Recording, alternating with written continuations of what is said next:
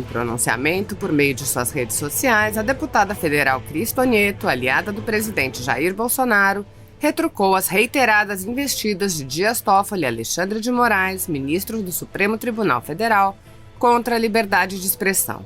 A parlamentar criticou ainda a postura do Senado Federal em virtude da aprovação do PL Fake News. Escute as declarações da deputada Cristo Onyeto. Dentre toda a série de arbitrariedades que o STF vem cometendo, Toffoli agora diz que deve haver uma regulação da internet para combate às fake news. Eu penso diferente. Acho que deve haver uma regulação que faça o STF entender os limites da sua competência. O bloqueio, por ordem do STF, dos perfis nas redes sociais de diversos apoiadores do presidente da República marca mais um capítulo na escalada do autoritarismo e do ativismo judicial em nosso país. Uma Suprema Corte que não aceita nenhuma voz que se levante contra suas ideologias de estimação parece que jamais aceitará a liberdade de expressão que a Constituição Federal garante ao cidadão brasileiro. O controle da internet e do WhatsApp só pode ser útil a quem está interessado em sonegar informação ao povo. Nosso dever é sepultar o PL 2630 na Câmara dos Deputados. Meu voto é definitivamente contra o PL 2630, o PL da censura, que viola a Constituição Federal e legitima a ditadura de opinião no Brasil, sob o pretexto de combater as fake news. Com a aprovação do PL da censura no Senado, as atenções se voltam para um projeto de semelhante teor e mesma periculosidade, o PL número 3063, que também, sob o pretexto de combate às fake news, visa estabelecer uma perseguição ostensiva a quem pensa diferente. Representando os interesses da Fundação Lehman, os autores do PL 3063, sob o argumento de alcançar maior transparência e combater robôs não identificados difusores de fake news, apresentam sua contribuição para o aperfeiçoamento da máquina da censura. Em vez de combater a ditadura togada dos ministros do STF e analisar os pedidos de impeachment, o Senado preferiu garantir a mordaça ao cidadão brasileiro, votando e aprovando o PL da censura. Vergonhoso. Segundo o ministro Alexandre de Moraes, exigir que o STF cumpra estritamente com seu dever constitucional e não interfira nas atribuições de outros poderes é querer um judiciário apático. A confusão entre força e arbitrariedade habita a mente dos ditadores togados. Um belíssimo modelo da harmonia entre os poderes que prega o ministro Alexandre de Moraes, dentro da esfera do próprio judiciário, deve ser o inquérito das fake news, na qual o senhor ministro é vítima, investigador e juiz. Um primor de equilíbrio e imparcialidade. Patético. O ministro Fachin propõe que o abuso de poder religioso leve à perda do mandato. Na prática, proíbe-se o discurso religioso cristão na política e consagra-se o exclusivismo laicista nas instituições. O cristianismo vai paulatinamente sendo proibido pela ditadura togada. Enquanto todos os cidadãos de bem lutam contra a pandemia de Covid-19 e a crise social decorrente dela, o Senado Federal dedica seu precioso tempo a votar o PL 2630, conhecido como PL da censura, que busca amordaçar os brasileiros. Que vergonha!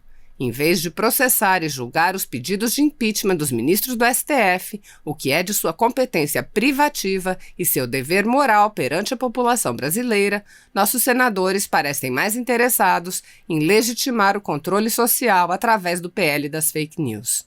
Lamentável. O meu assunto aqui é registrar o abuso de autoridade de ministro do Supremo. Eu quero registrar a absurda imputação a mim feita pelo senhor Alexandre de Moraes para justificar a inclusão do meu nome entre os investigados no inquérito 4828, decidindo pela quebra da minha privacidade. Trata-se da seguinte mensagem que postei organicamente nas redes sociais da internet, dia 26 de março. Abre aspas. Os governadores do Rio de Janeiro e de São Paulo se elegeram nas costas de Jair Bolsonaro e agora são seus maiores detratores e inimigos do Brasil. Querem o caos, mas antes que isso ocorra, as Forças Armadas entrarão em cena para a garantia da lei e da ordem, segundo a Constituição Federal. Muito triste. Fecho aspas. Vejamos o que diz o artigo 53 da Constituição. Os deputados e senadores são invioláveis, civis e penalmente, por qualquer de suas opiniões, palavras e votos. Ao final do artigo 142, encontramos: destinam-se à defesa da pátria sobre as Forças Armadas. Destinam-se à defesa da pátria a garantia dos poderes constitucionais e, por iniciativa de qualquer destes, da lei e da ordem.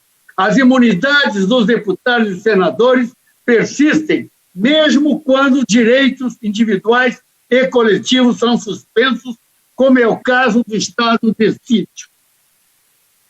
Depreende-se, portanto, que não existe nesta postagem qualquer indício de ilegalidade que justifique a escandalosa violação jurídica da minha privacidade.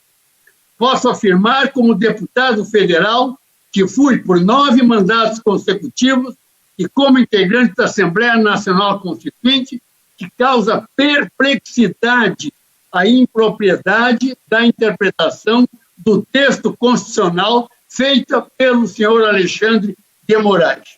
Como cidadão, eu exerci o meu direito constitucional à liberdade de expressão.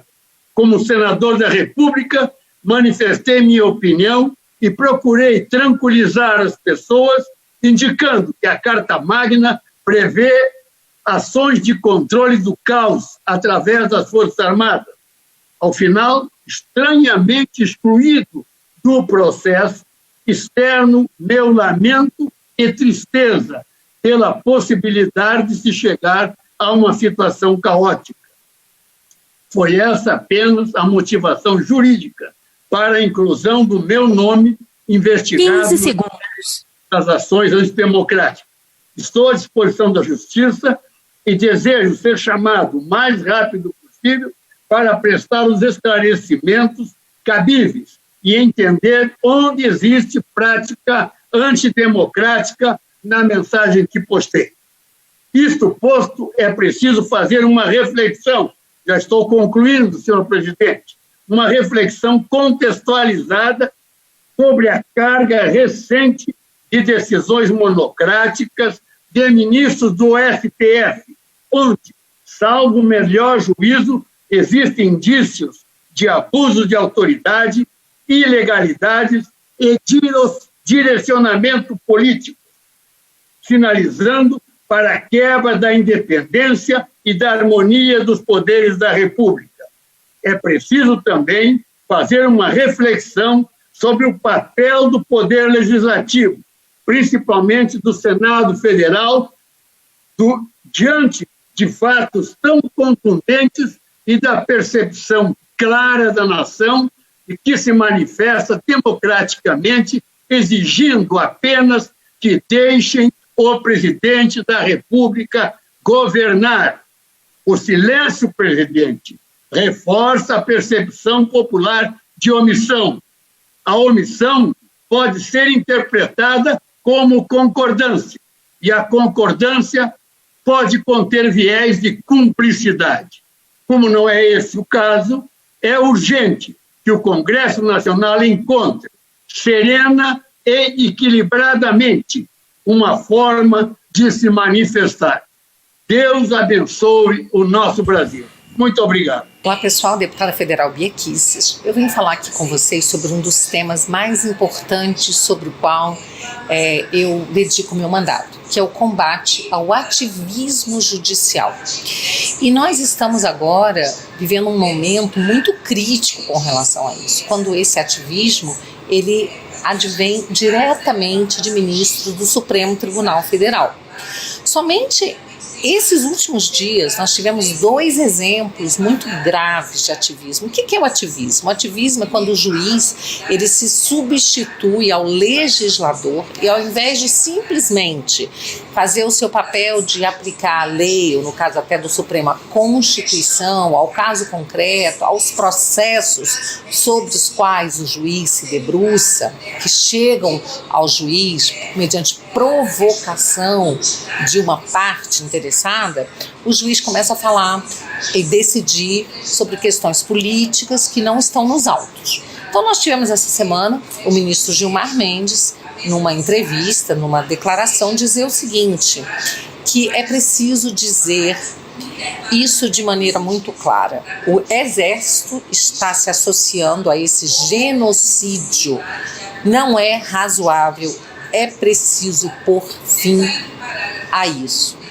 Então, a gente fica pensando assim, de que genocídio, em primeiro lugar, o ministro está falando, né? Porque nós vivemos nos últimos governos um genocídio, aí sim, verdadeiro, de jovens, né, de negros, de pessoas pobres, que têm sido assassinadas, e não só negros e pobres, mas toda a sociedade, que realmente nessas camadas mais pobres da sociedade aumenta a violência, né? Mas pessoas de todas as camadas sociais, de todos os níveis intelectuais, de todas as profissões, têm sido vítimas, sim, de assassinatos, 60 mil pessoas por ano, sem que o Estado tenha sido capaz de proteger essas pessoas. Aí a gente pode falar de genocídio, mas no governo atual, que genocídio é esse? Quem é que está cometendo genocídio junto com o Exército, segundo o ministro Gilmar Mendes? Então, esse é o tipo da declaração que nos deixa realmente muito preocupados, e o ministro da Defesa já respondeu, dizendo que as Forças Armadas, o Exército, têm se dedicado durante o coronavírus ao combate ao coronavírus, né? Então não há genocídio algum, o que há é agora uma modinha, né, de ficar falando do presidente da República com total desrespeito à autoridade máxima da República e chamando o presidente de genocida, o que é um crime, né? Porque genocídio é um crime contra a humanidade, e aí, no caso, estão atribuindo um crime. Então já existe aí, no mínimo, uma calúnia, além de uma atividade política do ministro, que é muito preocupante. E aí, em seguida, a gente vê o ministro Barroso também falando, né? Falando da preocupação dele, tanto com a saúde, como com as redes estando disseminando ódio. Ele está muito preocupado com o ódio e a desinformação disseminada nas redes sociais. Isso coloca como presidente do TSE, tendo que tomar uma atitude para evitar que aconteça o que aconteceu no Brexit. O que aconteceu no Brexit? No Brexit, o povo inglês decidiu 2 vezes pela retirada, pela saída da Inglaterra, da Grã-Bretanha, né, da União Europeia. Então isso foi a vontade do povo. Mas como o ministro Barroso, pelo visto, ele é a favor da União Europeia, ele é contra a saída da Grã-Bretanha, então ele diz que isso foi fruto de desinformação. Assim como, segundo o ministro, as eleições americanas, a eleição do Trump também foi fruto de desinformação, não fruto da vontade de um povo que era majoritariamente conservador, né? Que se vê representado pelo Trump, pelas suas ideias, ao contrário, né, das ideias pregadas pelo Partido Democrata, né? E também as eleições na Índia, segundo o ministro Barroso, também fruto de desinformação. Agora, o presidente da Polônia foi reeleito, um conservador. Pode ser que o ministro Barroso também ache que foi fruto de desinformação. Desinformação essa que precisa ser combatida. Como é que ele está combatendo isso, gente? Combatendo chamando as plataformas, dizendo que elas têm que retirar, né? Elas têm que cuidar para que não haja fake news. E o ministro tem que retirar das plataformas aquelas informações que, segundo ele, desinforma. Aí o ministro, né, ele diz o seguinte, que ele conta, olha que bonito, gente, vocês têm certeza que vocês vão ficar emocionados. Contamos com a imprensa profissional que sabe separar fato de opinião, a gente tem visto isso, que se move por preceitos éticos, a gente também tem visto isso, e que possa fazer o filtro dessas bobagens que circulam nas redes ao lado dos checadores de fato. Aí eu trouxe, né, essa informação de que foi uma pesquisa feita pelo Instituto Global Edelman Trust Barometer, tá? É um estudo feito por eles em 2018, disse o seguinte, que a imprensa, tá? A imprensa, ela é a instituição menos confiável globalmente. Então, esse resultado apontou que em 22 dos 28 países onde a pesquisa foi feita, ela se encontra no território da desconfiança. E o Brasil certamente é um desses países, se não foi incluído na pesquisa, se fosse incluído, certamente seria um desses países onde a imprensa está realmente assim, um dos últimos locais, uma das últimas posições de instituição confiável, não é? A gente tem assistido jornalista que torce para presidente morrer, pesquisas que são feitas, né, depois desmentidas, pesquisas eleitorais que são feitas, divulgadas pela imprensa e depois são desmentidas nas urnas. A gente tem visto aí que na questão até do coronavírus, a imprensa se valendo de dados científicos que mudam toda semana, né? Então a gente sabe que não tem uma cobertura parcial, lamentavelmente, por boa parte da imprensa, mas é com essa mídia aí que o ministro Barroso descontar essa imprensa profissional para dizer, junto com os checadores de fatos, o que é verdade, o que é mentira, né, e impor aí um cala-boca, uma censura às redes sociais. Então, assim, eu estou deveras preocupada com isso, tá? Como parlamentar, trabalho todos os dias, né, para combater esse ativismo judicial. Tem uma série de projetos de lei contrários ao ativismo, que visam a responsabilizar esse ativismo, criminalizar toda vez que houver uma usurpação de poder. Isso tem acontecido muito porque, lamentavelmente, o parlamento tem se colocado de joelhos, subserviente ao Supremo Tribunal Federal. E a gente sabe que tem aí parlamentares que têm problemas perante a justiça, né, que temem realmente que haja uma investigação, uma denúncia, que o Supremo possa condená-los. Mas é isso aí, né? A gente precisa encarar esse fato, né? A gente sabe que você não precisa dever para a justiça para poder ser investigado. Hoje a gente vê isso, né? Existe, além do ativismo todo, né? Agora esse ativismo também foi para inquéritos, né? Ele agora também está sendo utilizado em inquéritos penais, né? Aí no Supremo Tribunal Federal, que está avançando sobre a base de apoio do presidente Bolsonaro. Então a situação é toda muito preocupante e nós temos que continuar sempre atentos, e vocês podem contar com o meu trabalho no combate ao ativismo, que é uma forma da gente preservar a democracia. Enquanto os juízes quiserem fazer leis, quiserem investigar, quiserem decidir quem vai ser diretor da polícia, ou seja, quiserem usurpar sobre competência do executivo e do legislativo, nós não teremos uma democracia efetiva.